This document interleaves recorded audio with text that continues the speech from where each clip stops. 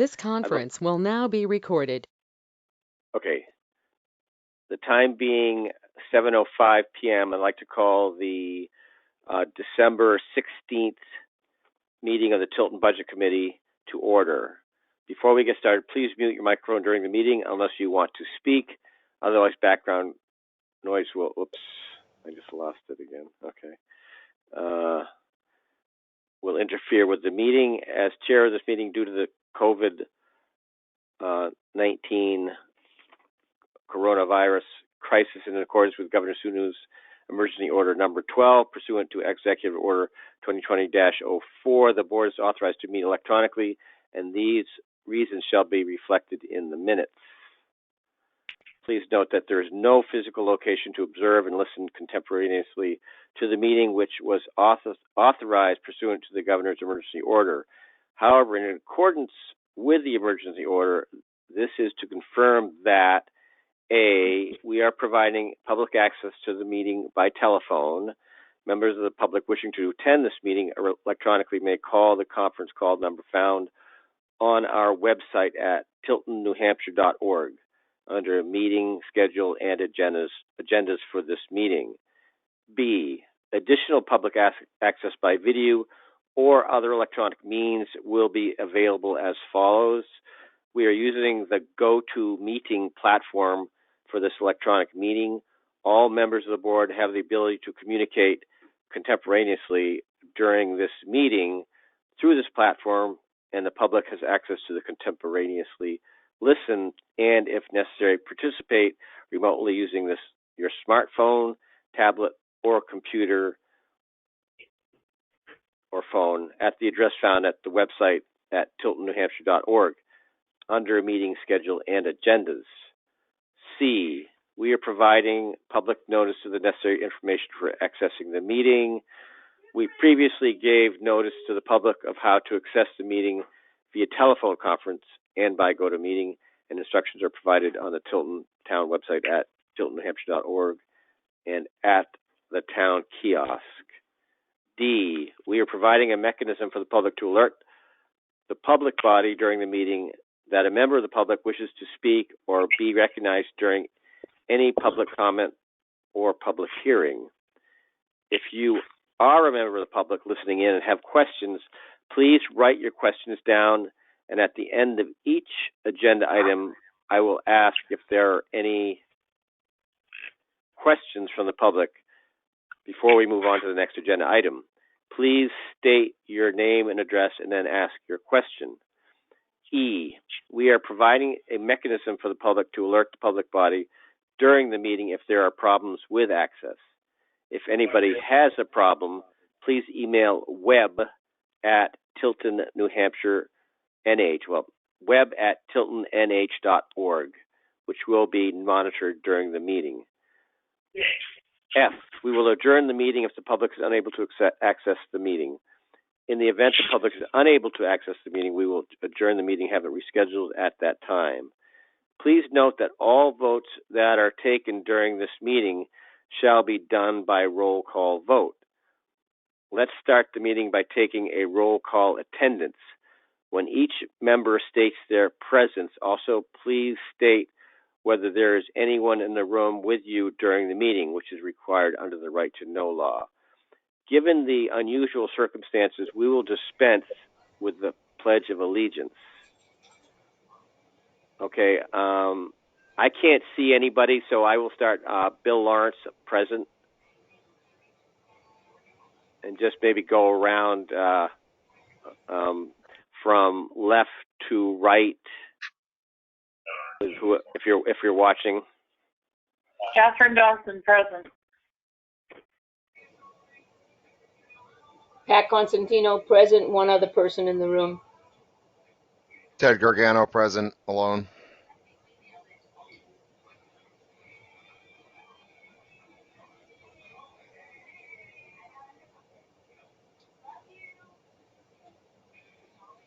Were you guys able to hear me? Just confirming. Yes, thank you, Ted. Okay. Who else is here? There's only 3 budget committee members that I can see. I'm for John, Catherine. Alternate ex officio. and Ted. So Christine and Dick are absent. Okay, so there's us three and Pat as the alternate Correct. selectman. Yeah. Okay. Right. All right. So we've got the call to order statement. Again. Okay. Next is review and approve minutes of December 9th. Which I'm not seeing. Correct. Yeah, I haven't seen them either. That's correct. I haven't finished those minutes. I was pressed for time this week, had a lot going on. I apologize for that and should be able to get them out as soon as possible, hopefully by tomorrow. If we could Okay. table them till next Sure. week, I'd appreciate it. I'll move that we table the review of December 9th meetings till the next meeting. I'll second.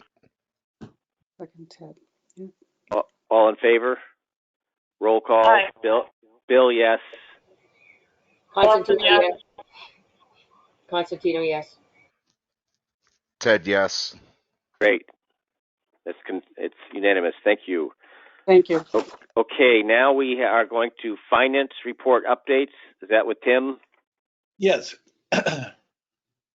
Yes. So, I had sent out an email earlier, and for the purposes of going through the police budget tonight, considering that you may have made notes on your last week's budget document, we could certainly use that when going through it with the chief. He has that, as well as the document I sent out tonight for 12/16. But I was just going to run through a few things that changed from the current one, and kind of a refresh of it. So first of all, last week the Board of Selectmen did make budget transfers of the contingency line into different areas into the back into the operating budget with the intention of encumbering the majority of those items into 2021. And so there was originally $45,134 in the contingency line. And the big items were moving air conditioning back into the town hall maintenance and repairs line of $18,200. That will be encumbered. The town hall assessment, that was $10,475. And that's another encumbrance. The Plan New Hampshire charrette, which fell under economic development in the land use budget, $6,000 was moved back into that line. That will be encumbered as well as some smaller items of the town hall air quality study of $1,790. The police evidence software and accessories, this was ordered and installed but hasn't been paid for yet. That's just under $3,100. Relocating the generator and installing it at a different location from the current PD is $3,050. If we don't take it from our current location and relocate it, it has to be returned to FEMA because it was purchased with grant funds through the Emergency Management Performance Grant Program. So by having an electrician remove it from the PD along with the automatic transfer switch and relocate it to a different facility, and we're looking at the town hall as being the most likely, but either way, it'll be $3,050. So that will be encumbered. So there were a couple other really small items, but the total then was $45,134 being moved out. As I said, the majority of that being encumbered. There was a slight decrease in the PD budget due to budgeted health plan changes. So not only do we budget the actuals, but we try to have a little bit of a buffer for any plan changes during the year. And in reviewing what we had set aside, I felt it was just too large, so we brought that down, and that gave us, I think, about a $6,000 decrease or so. Also, we found out since the last meeting, I was waiting for the new tipping fees from the Concord Cooperative Regional Waste. the former one, to Wheelabrator. So all of our solid waste goes down to Wheelabrator. And we've been under a 7-year contract that will now be expiring in 2021. And they had a price increase. All the other price increases were listed in the contract. And it's 75 cents per ton. And at the same time, our residential tonnage has increased significantly. So there were some adjustments made there, and that's in sanitation. And then finally, as you may recall from the discussion last week, there was in the notes line of the senior center bus, there was an amount of $6,000 for that bus that was an error, and that was removed. So if you're comparing percentages, I wouldn't go about that or the increase decrease. I would compare the request column, because when the contingency line was moved back in, it changed some of the percentages, and it makes the increase and decrease look a little differently. But the request, you'll see, are still right on the money or slightly changed based on what I just described. And that gives you an overall $5,368,723 budget before the sewer commission and warrant articles. Okay, great. Thanks, Tim. Any Welcome. questions for Tim? If not, I can open it to the public. If there's any public that have any questions. Hearing none, we'll go right on to the next agenda item, which is the police budget. The Chief Cormier is here. I'm on, Bill. Can you hear me? Yes. Okay, great. May I just ask real quick, Bill, would you like me to put up the budget on the screen? I have a copy here. Is there anything substantially different? No, just I mean, I can put up what the current is if you like, if people are looking. Not Sure. Okay. All right. Okay. Very good. Sorry.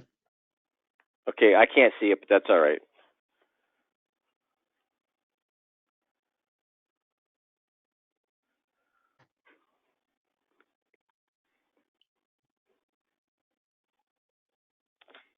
Are we ready, or?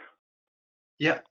Bill, Mr. Chair, I'm ready whenever you are, I guess. Sure. Okay, so good evening, everybody, and thank you for having me. So just a little bit of background. Each year, preparing the budget, Tim and I get together usually the last week of August, beginning of September. I think this year it was around the beginning of September where we get together and we look at each line in the budget, line by line.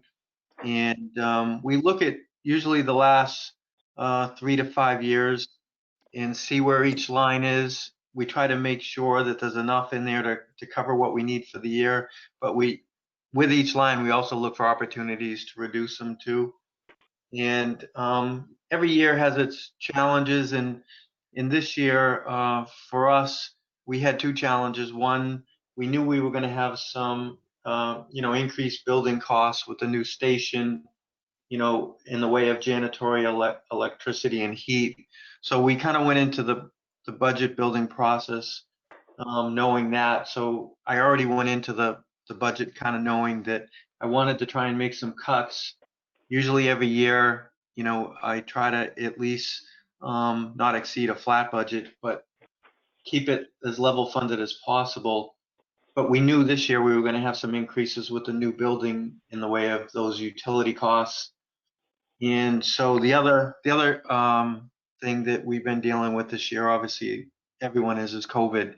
And like everything, that trickle down affected a lot of the things we do.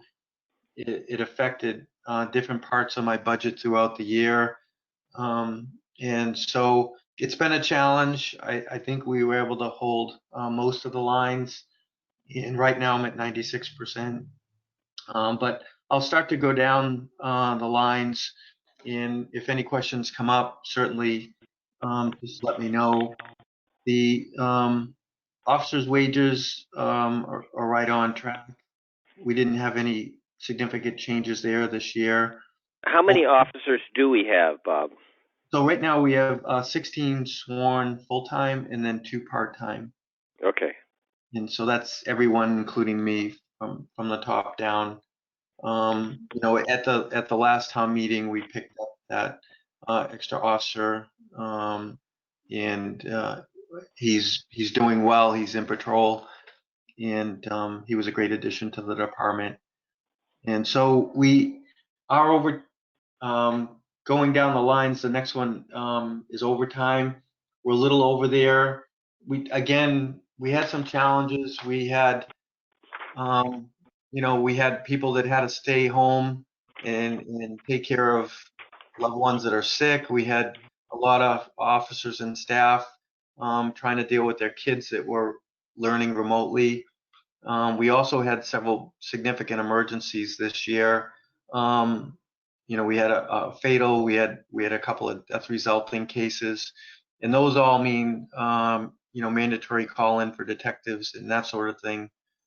The other thing is we had one of the largest drug cases this year that we've had in a long time. It was a large meth case. You probably read about it, and that used up quite a bit of overtime to put that case together. It's a U.S. Attorney federal case.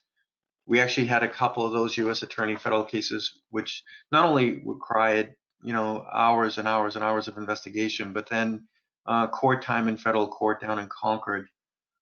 And then with COVID, all training came to a screeching halt back in March.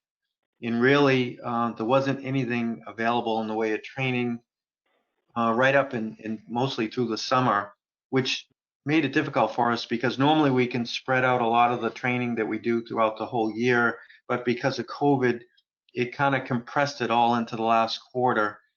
And so we had to do some mandatory trainings. We actually did a full department mandatory training to get everybody through everything they needed.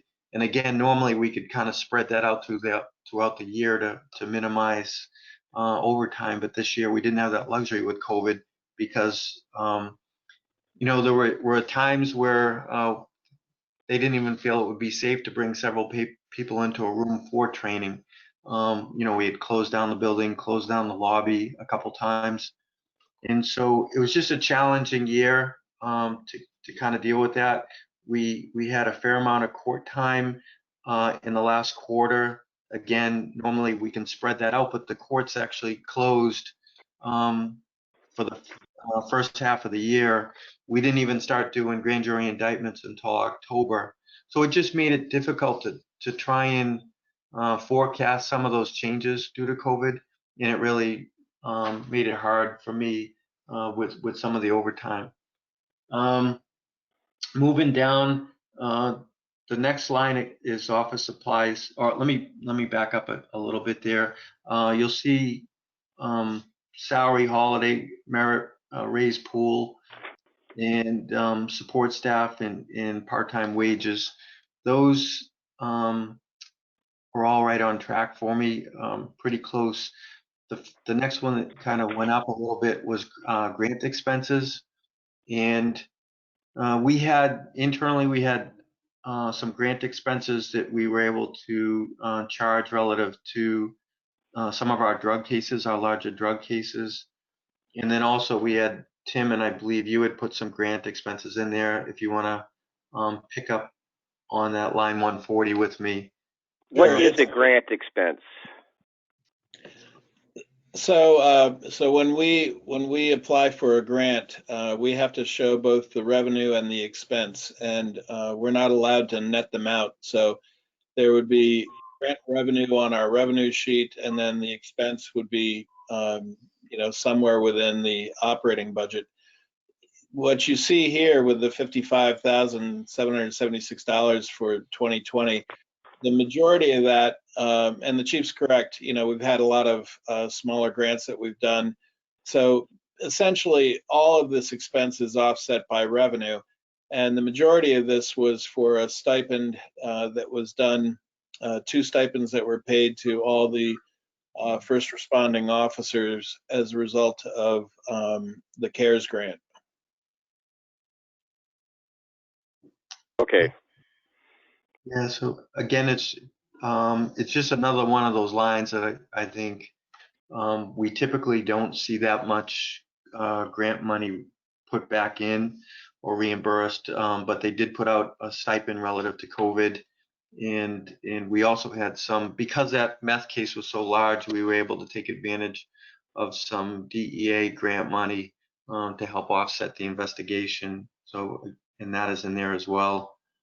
So we The next, received like 55,000. Is that it for 4,000? Is that? I'm a little confused at how you're operating this. So Yeah. at the beginning of, if I may, Chief, at the beginning of the year, not knowing what sort of grants, we might be able to take advantage of or might come our way, we have to put something in that line.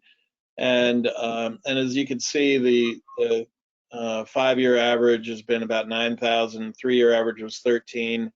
And pretty much every year we've budgeted about 4,000. What you don't want to do is raise and appropriate more money than you need. So I don't know that I'd have to look up the exact number of those two stipends, but I believe it was in the $46,000 or $48,000 range. Was a one-time shot that was distributed in 2 different payments to the first responders, and then the balance of that were other grant related expenses. So in our revenue line, if you were to look at our year-to-date revenues, you would see a large amount for grant expenses, or for grant revenue, I should say, and that's where you see it offset. So in Okay, other so words, we have an expense of 55,776, and that was offset by revenue by the grants. yes, yep. And the reason why we sometimes there's a real delay between the money that we apply for, and we have to spend the money up front, and then sometimes it can, depending upon what the grant is, it can take sometimes months before we get paid. So we do budget some money so that we have some kind of buffer. But generally speaking, unless it's a different proportional grant. But in this case, with that stipend, it was a 1-for-1. In other words, if we got $50,000, we distributed $50,000. So there's $50,000 of revenue and $50,000 of expense. Like I said, the number was either 46 or 48,000. So, but there are some where we have to. With some grants, we have to supply half the amount. So, and Chief, like in your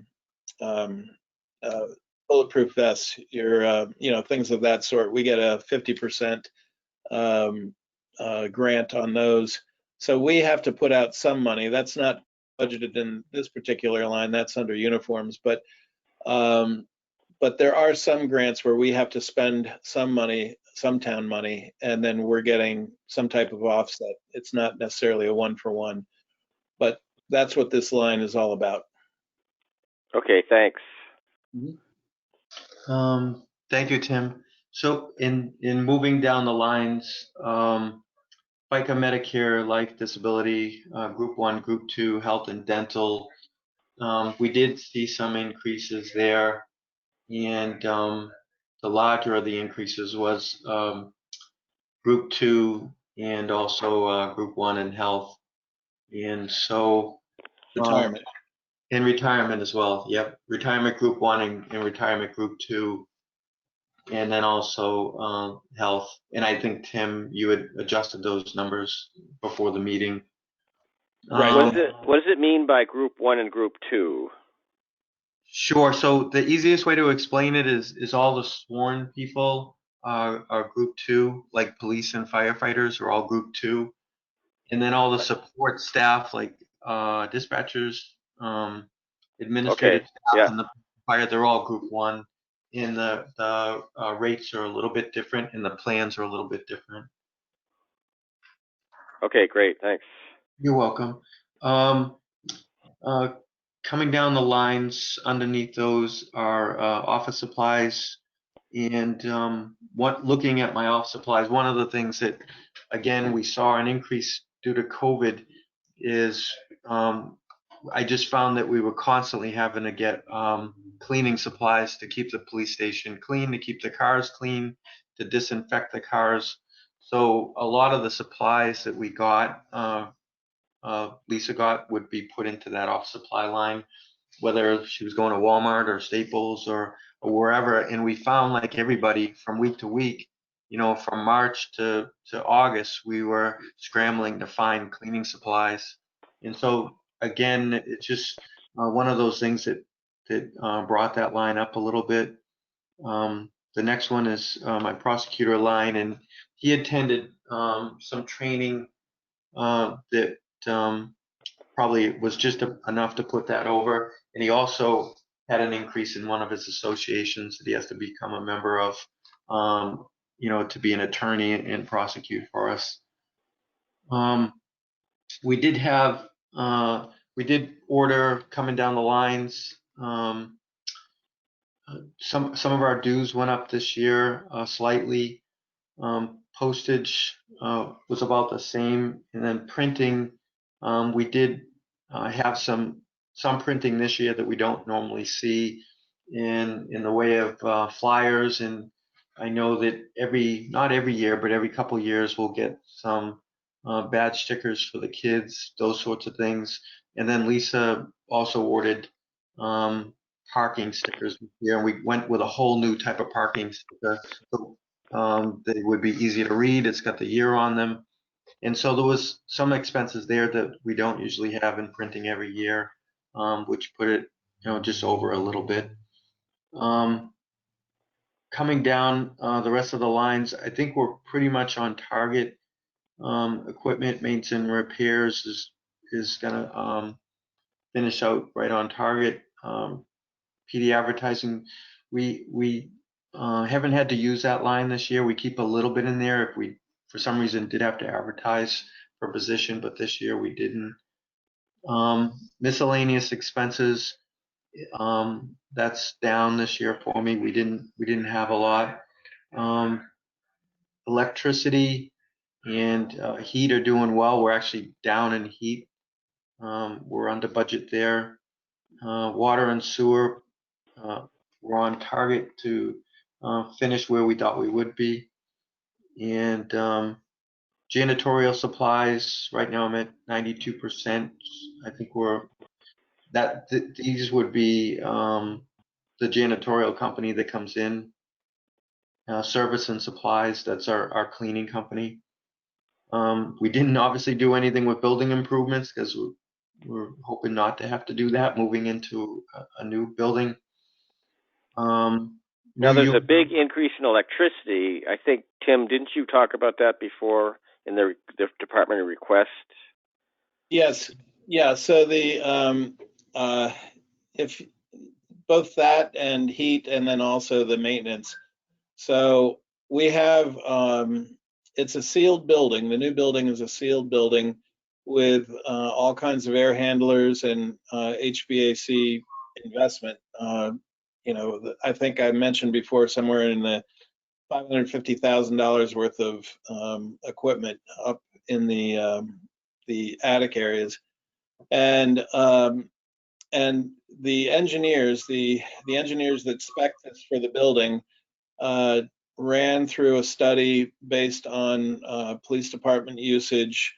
I would venture to say that it's probably a high number because they're generally conservative and don't want to disappoint. They don't want to come in too low and have somebody angry at them. So I think this is probably a high number, but they did provide me with a rationale, about a 4-page rationale of how they came up with that figure. And if you were to look at the heating and electricity combined versus the square footage of our current above ground square footage of about 2,500, and you look at the new square footage of about 12,500, just under 12,500 square feet, the costs are proportional.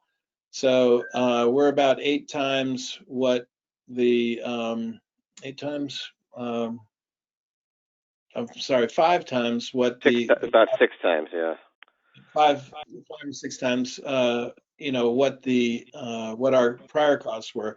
So we had in the current PD, and I'm sure the chief could talk more about this than I, but we had made improvements in lighting and things like that where we could to save electricity in the current building with all LED lighting. And the new building has all LED lighting and energy efficient systems.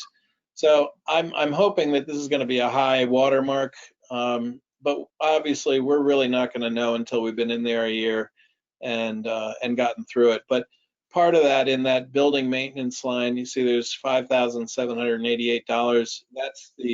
That is the first year cost of the maintenance for those systems. And and there's other maintenance contracts in that building maintenance line. But anyway, hopefully that answers your question. Sure. Close enough.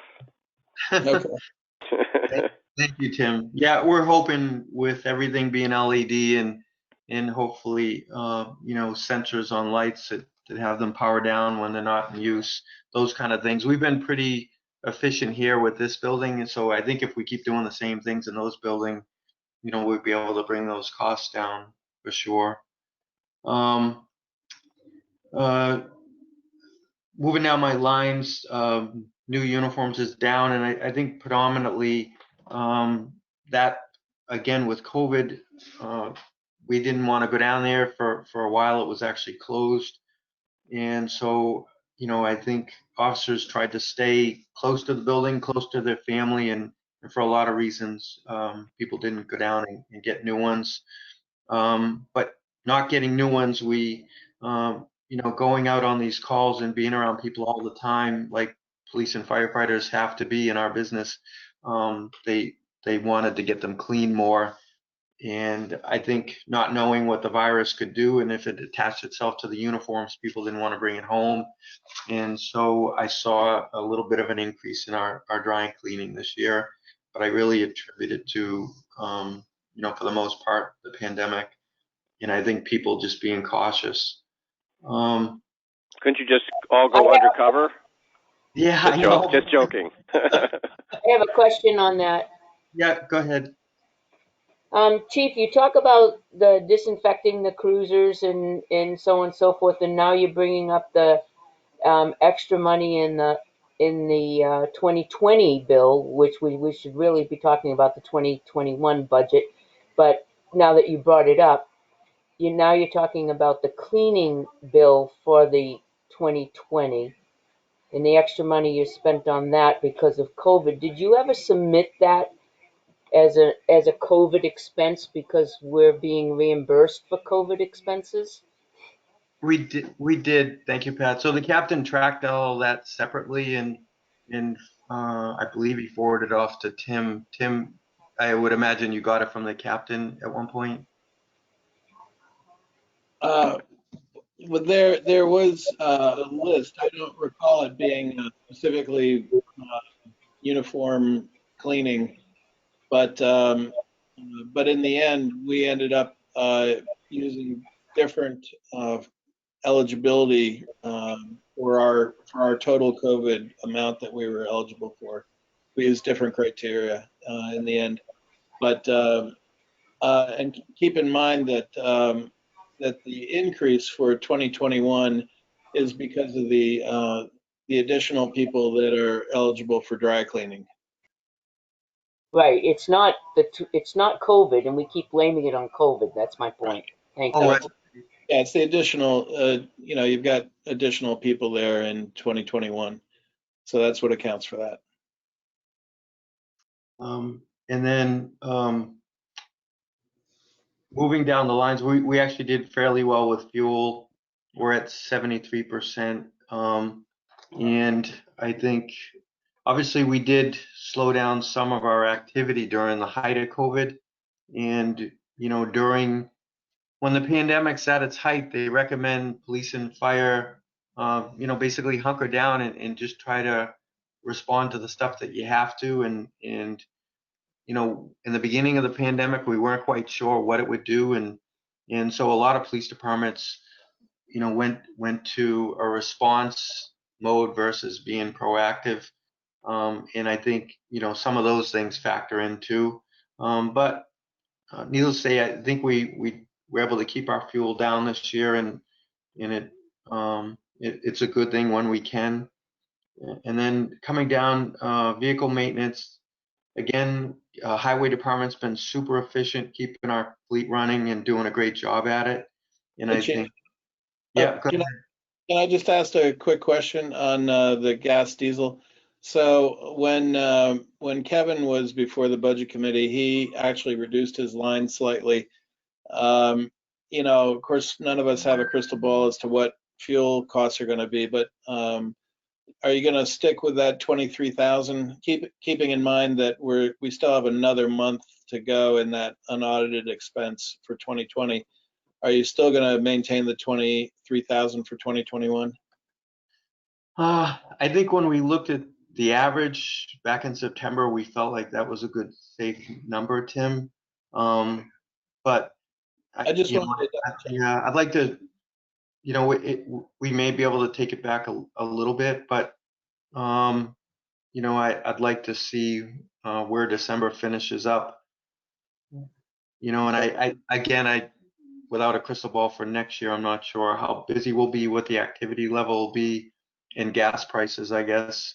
But gas prices stayed down, and I think obviously combined with the activity level in the way that we had to tailor it this year, I think that factored in too, Tim. But looking at the average, I'd be hesitant to do that, I guess. And Bill, I apologize for asking a question directly. May I just ask one other thing while we're right here? Sure. So Chief, when you talk about vehicle maintenance, would you sort of give the budget committee just a little, 30,000 foot view of the fleet, the condition that it's in? Sure. So, I mean, right now, Highway Department does a lot of the maintenance that we used to send out. They do a phenomenal job at it. They do our tires, they do our oil changes, our brakes. They stay on top of it. The cars get checked each month by Highway, and it's probably the best maintenance that we've ever had of our fleet. That said, I think it is getting up there in the mileage and in years. So, at some point, would have to look at, replacing one of the cars. The older fleet, the Crown Vics, get used heavily for details. But again, with COVID, you saw details pretty much slow down to almost zero. There was several months where details just weren't happening when they normally would. And so, but if things get back to whatever the new normal is next year and details get back to where they were, those cars become valuable because when they're out there, they're making the town money and they're providing the officers with a car that isn't going to be a frontline car to help do details. So, but we didn't put one in the budget this year. We typically each year have been able to pay for those out of the special duty fund. And Tim, you can correct me. I believe we just paid off the 18, or we're paying off the 18 out of the special duty fund, and that will be the last car that we owe on. And so, if details get back to where they were, hopefully we could get back to taking cars out of the special duty. We've been fortunate enough with that special duty line that we haven't had to put them in the budget. That's correct. Great. And then radio communications. So this year, many departments around the state were eligible for a radio reprogramming grant, and so the radios all get reprogrammed for interoperability to make sure we can communicate with all the other departments in the state. And when the state pushes those reprograms out, they typically grant fund them. And so they grant funded us the ability to reprogram our radios this year. And also at the same time, we had to replace an antenna on Belknap Mountain, which is our primary radio site. And the antenna failed about mid-year, and we had to get our Caleb Hill site back up and running. And by doing that, we had to bring back an old channel that we had for Caleb Hill.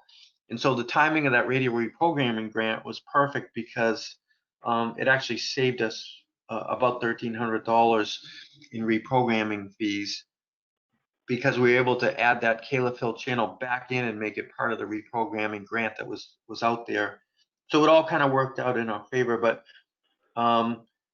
bringing Caleb Hill back on board, reprogramming the radios, and then replacing the antenna on Belknap Mountain is the reason that line is up this year. Those antennas, I was told, can last from 7 to 10 years. And that antenna on Belknap Mountain had just reached its life. And so we ended up putting a new antenna up there. And coming down the rest of the lines, we still have some ammunition orders pending. So I think we're going to finish right on target for our weapons expense line. We were fortunate that in one sense, we couldn't train throughout the beginning of the year with COVID. We didn't want to put a lot of people on the line together. But when we finally were able to get our weapons training in, we had some really good weather, and we took advantage of that with an outdoor range. So that saved us some money there, and kept our pistol range expense down, and saved a little bit of money in the weapon line. And the last line that's up a little bit is legal expense, and this is our contract year, and so we've been in negotiations this year, and typically we budget for that every time the contract gets renewed. And this year that expense is up a little bit because of negotiations. And I think that's about it. We've tried to be conservative and watch the lines, but obviously it's been difficult, with everything going on this year. And Sure. So, I guess at this point, if there's any questions. Yeah, sure. I'll open it to the board for any questions.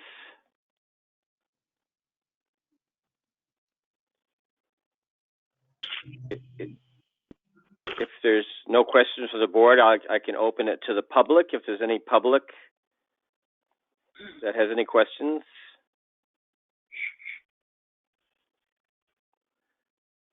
Not hearing any.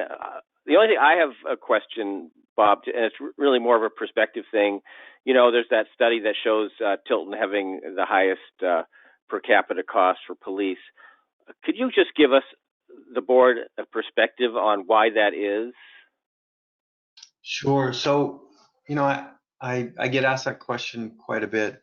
It's a small town with a small town nighttime population, but during the day the population swells up with extra 20, and our calls for service match towns that have double, sometimes triple our population. The activity level and the types of crimes and the types of calls that we get are sometimes comparable to Laconia. We're going to be somewhere in the neighborhood of 18 to 19,000 calls for service, which you typically don't see that many calls for service until you get into a much larger town, of probably 3 times our population. And then if you look at our felony cases and the types of cases that we're seeing, and I guess probably some of it is just our geographic location in Exit 20, but we see some very large felony cases here for an agency our size. So it seems like for the size of the town, population-wise, we're large, but we're extremely busy, and we try to make sure that we're giving everyone the best service we can, but also making sure they're safe out there. There are towns with our population that patrol with 1 officer, and I don't think anyone would honestly say that this is a town that you could police with one officer on a shift. It's extremely busy out there. When we get accidents, they're usually pretty significant ones. Usually we're closing down a major road that gets 30,000 cars a day, and those accidents usually take 4 of us out there to manage them, and usually they take the better part of an hour to clean them up. And if you were out there by yourself trying to handle one of those really bad car accidents on Laconia Road, it's difficult. So I think we're a unique town in the amount of stores and in malls and traffic that we get through Tilton. I tell people we get all of the traffic for Meadowbrook, for Bike Week, for Gunstock, for everything that happens in the Lakes region gets off exit 20, and then we get all the traffic for Laconia and Franklin. So it just makes it busy for police and fire. And I guess if there was an explanation, I would probably say that's it. So sort of exit 20 is the big cost Yeah, I think inducer. Yeah, that's the one that creates the issues that you have to deal with. Yeah, because I know there are towns that don't have exit 20 that are similar to us in population. But if you look at their call volume and the types of calls they're dealing with, and the amount of traffic that they have passed through their towns, it's much different. And so, I mean, I did just look at, say, Conway, and they had like 56,000 calls for service. And but I don't know how their board is made up, or how they're, who they have for officers or anything like that. But and yeah. they probably have more people up there to support them. That's why their costs are quite a bit lower per capita. Right, But yeah. I know. I understand we're a very small town, a small population, but we have a big commercial district, which does attract a lot of people. So, and of course, when I was on the budget committee and that was approved, that was one of the issues. No, it's nice to have, but it's not nice to have, I guess. Yeah. Okay, well, that's just, thank you for your perspective. Are there any other comments from the board?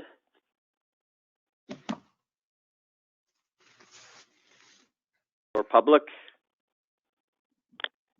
Hearing none, we thank you, Chief. Thank you, Mr. Chair. I appreciate it. Thank you, everyone, for your time. Thanks, Chief. Yes. Okay, have a good holiday. You too, everyone. Have a great Christmas. Yeah, thank you. Okay, so the next agenda item would be outside agency discussions.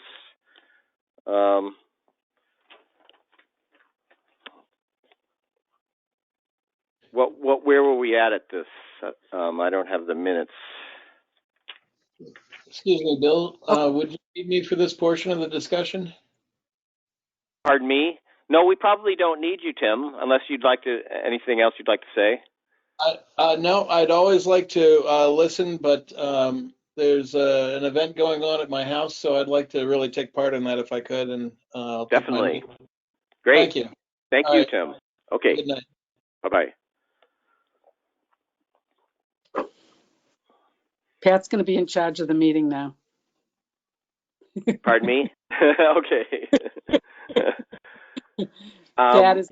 Pat's leading the charge here because she's got the reins of the clicker to shut the recording off. Okay. Well, is there anything that we should bring up for the outside agencies?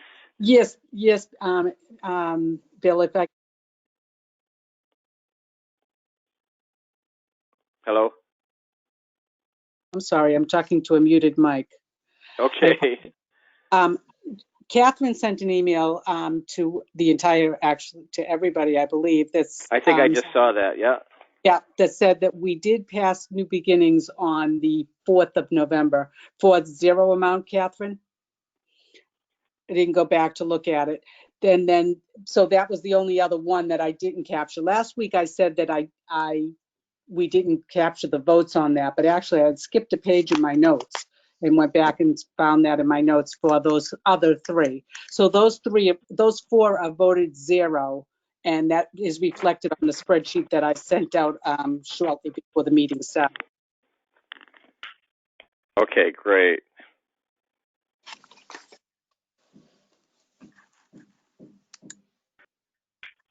And so what we're left with is the youth assistant program is what I'm seeing.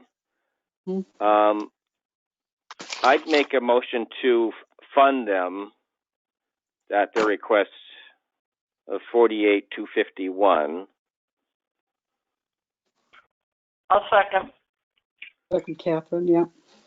What was the, who are you doing now? I didn't get who you were doing. The youth assistance program. Okay. I can't see that they've been, I think they've been pretty consistent and have been working through most of this program, and I don't see any reason why they shouldn't be supported. Any other discussion on that?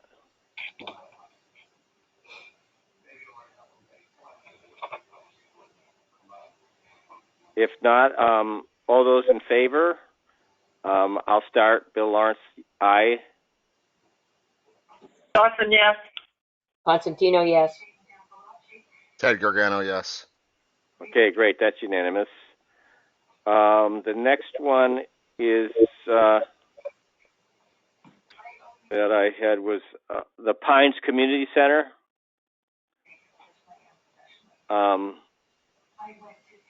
I guess I would motion for their full request. I think it was at $69,750. Right, that was an increase of about $2,500 over last year. Yeah, because it looks like they did get some COVID, but it looks like they spent that appropriately from what I could see. They offset other expenses with that. Is there a second on that motion? Or? Second, Constantino. Okay. Any other discussion? I think they should be level funded. They received more money than they requested last year. They had less services in-house. I mean, they were creative. They did create some interesting programs for the kids that weren't in-house, but they're asking for more money. What would the level funding be, Catherine? $67,250? No, it's minus the $2,500. Yeah. $67,250. Right, $67,250. And we're still dealing with COVID. I suspect more money stuck out. Okay, well, I will, I could amend my motion to $67,250. Is there a second for that? Constantino, second. Okay, any more discussion on the going back to level funding for them? All in favor of the amendment to the motion? Bill Lawrence, yes. Dawson, yes. Constantino, yes. Gargano, yes. Okay, so now the motion on the floor is to give the Pines Community Center $67,250 for the budget. All those in favor, I'll say Bill, yes. Dawson, yes. Constantino, yes. Gargano, yes. Okay, great. That's unanimous. Okay. Okay, so the next one I had was Community Action Program, and I'm still, personally, I'm a little upset that they've not able to give us the information that we want. And so I'd like to hold off and just send them another I'd like to make a motion that we fund them for $12,000. I'll second that. Okay, discussion? Community action program. See, Um, my problem is we don't know apples for apples. They've been overcharging us for years. And I'd like to see our perspective with the rest of the communities around here. I mean, we were paying $24,000 for years when Franklin was paying $8,000 for 3 times the services. So they still haven't given us what we've requested, which is the breakdown of the other towns around us for what they get. Yeah, I thought we got that today. No, we didn't. We all we got was the total. We didn't get the breakdown, which we've had in the past. Well, it's kind of different than what I got, I think. I got town by town. No, but every town has a breakdown within that total of what the actual services you're getting. And so they gave it to us last year. And then what information would that do for you, Billy? Well, it lets me know. Reference for the town of Tilton. It lets me know if we're getting a fair shake. So if the town of Alton needs more help in disability and Meals on Wheels, and the town of Tilton needs more help on transportation, what difference would that make? I don't get it. Well, because Guilford is getting more in services and paying less than we are. And I'd like to see why. Do you need the services? Samberton gets about half of what we get or something and pays a quarter of what we pay.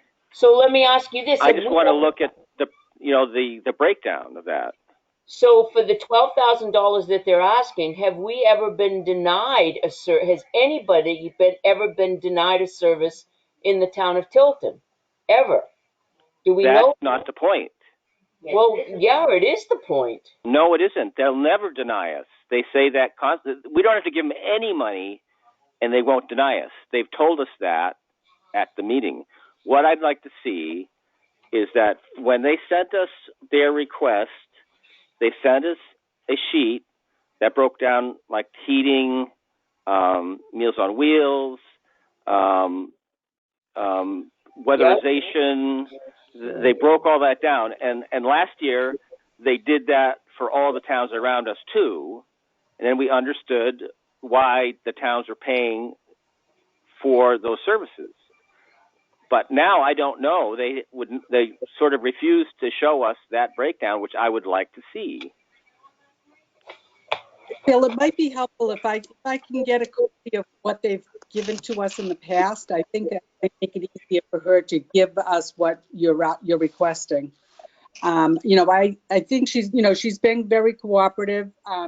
Sometimes not as quick. I don't know if she just has a lot on her plate, and certainly you have to place priorities on how you're handling the request. But if you can maybe give me what you provided last year that you're making reference to, I can just spell it out like that to her. Order. I have a motion on the table, and this has been going on now for at least 3 months. The budget committee has been dealing with community action program, and you go back week after week after week, and they continue to not give us the information that we asked for. That's my point. I understand, Billy. I understand where you're coming from, and I understand your point of view. I deal with them on a daily basis, sometimes 2 or 3 times a week. I know the services that they bring to the town and what they're asking for, and $12,000 for the year. What the value is to the town of Tilton is far worth it to the town of Tilton right now. to. Well, no, I know that, Pat. Every town gets values way above what they're paying for. I Then just what's would like the to issue? I would just like to understand apples for apples. So then That's all we're I not want to gonna, do. That's what, to me, a budget does, but is we're gonna look hold at on, how. we're gonna hold funding for them because you want to better understand We're how not they holding any. operate. We're not holding any funding for them. We're trying to understand the money that we're giving them. I mean, this funding that we're going to vote on will also be voted at town meeting. I mean, whatever we say can always be changed. But I don't even want to vote on it now. I mean, we have a motion on the floor, and we will vote on it. why continue dragging it on? I mean, they asked the price. They've reduced their price of what they were asking for. Well, see, that's not even really the point. The point is that I'd like to know what we're getting compared to the other towns around. That just gives me a perspective of what we're paying for, and then maybe we should be paying them more. But you don't know until you actually see what those figures are. And they usually give them to us. And 2 years ago, when the first year I was on, they gave them for every town around us too. I mean, they have those figures. They give them to each town budget committee when they're in front of them. So they've got copies.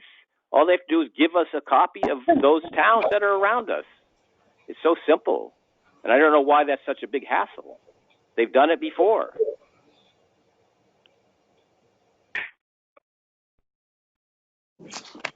I just don't We have a understand motion. We have a motion on. I don't understand why it's such a bone of contention with this outside agency, this one outside agency. I just don't understand it. I really don't. Well, because I'm a budget person, and I like to see how budgets are broken down. I have to do that in my business. So I just like to compare what we're getting with other towns. I mean, you guys can vote against it. I'll bring the vote up unless there's more discussion. We have a vote now to give them $12,000. And that was just going back. I just want to get that right. That let me just see here. Pat Constantino made a motion for $12,000 and somebody seconded that. Yes, I seconded it. Okay. Thank you. So, all in favor? Bill Lawrence, nay. Constantino, yes.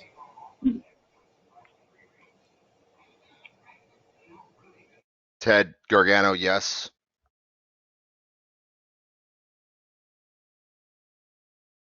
Catherine?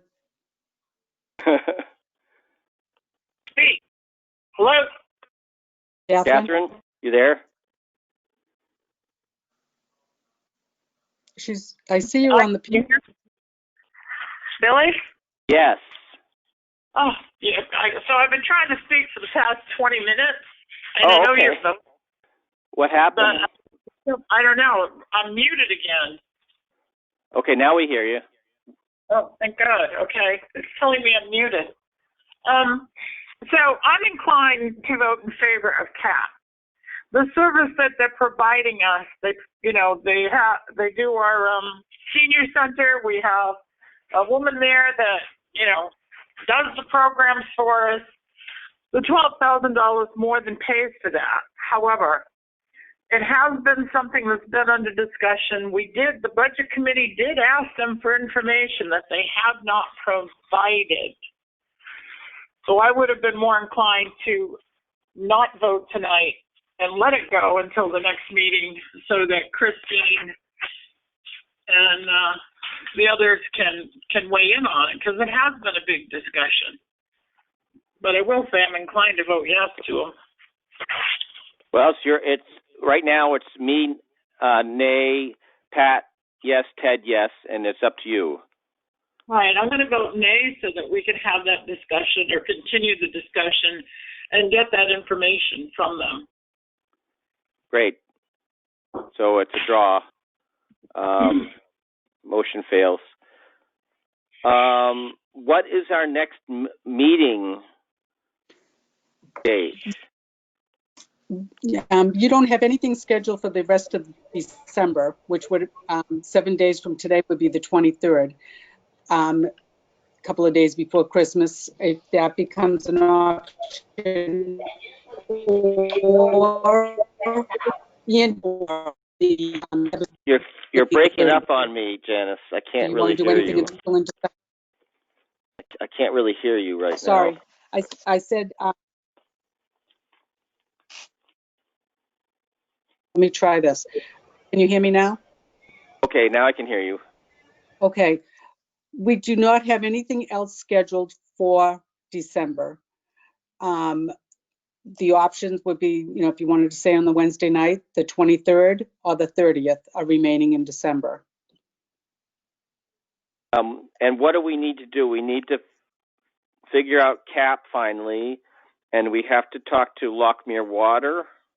Right, Lockmere, I did touch base with them, and they said that because of the requirements from the state, that they no longer can come before the end of the year. They have to have everything completed to present it to the budget committee for a signature.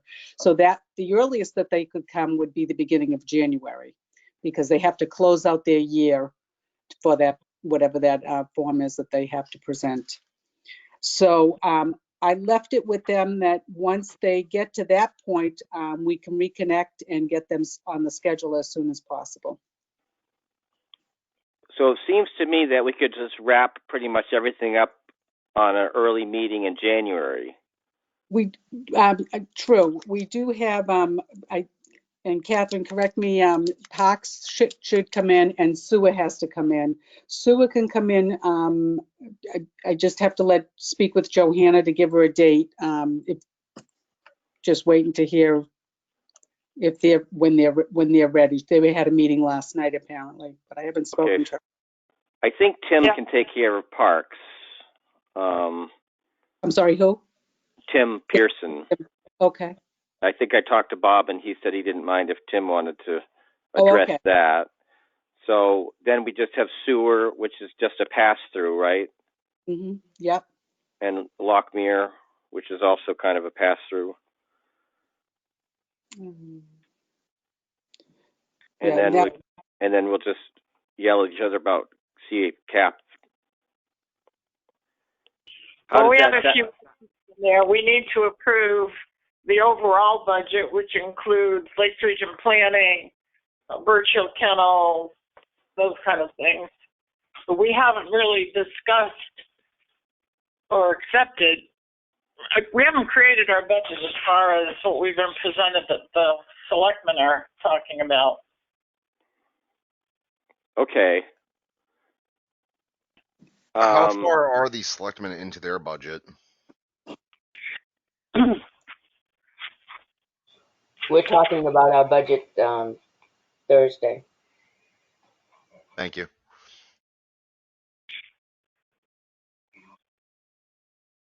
So how do you see that process going, Catherine?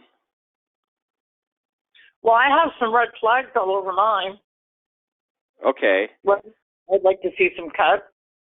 Okay, so I mean, I think if we have a couple of meetings in January, we should be ready for the public hearing in February. Remember that the last date that the public hearing can be noticed is February 5th. So we really probably need to have everything done, I mean, I can notice it for that date, a date before that. Oh, sure. Yeah. Don't want to cut it too. So we should meet the first week in January. I don't know, what's the Wednesday? Is it New Year's Eve or something crazy? No, it would be, no, that would be December 31st, but yeah, so it would be probably January 6th or 5th or 6th or something. Yeah, so if we meet the first 2 weeks of January, that gives us 2 more weeks if we aren't able to finalize it in those 2 weeks. Do you know what I mean? That sounds good to me. Yeah, if we can hammer it out in the first couple of weeks, otherwise it gives us another couple to think about it. So the 6th, 13th? Get it done. That, Pat. Okay. Okay, so are we in favor of having the next meeting in the first Wednesday of January? Sounds good to me. So that's January 6th, and then the next one's January 13th? Yes. Okay. How's that sound, Ted? Works for me. Okay. Can we ask Tim to send us out a budget with all these new changes, figures from last week and this week? Yeah, that'd be great. If we could get the updated draft operating, yeah.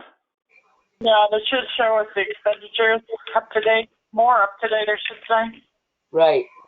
Yeah. I'm sure he has it all Right. prepared, so that's an easy ask. And that's the end of the year too. Well, he wouldn't be able to have it that soon. By the 13th is a stretch for the end of the year, but He'd have some of them. he'd have most of them.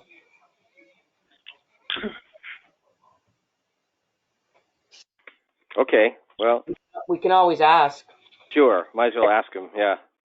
Absolutely.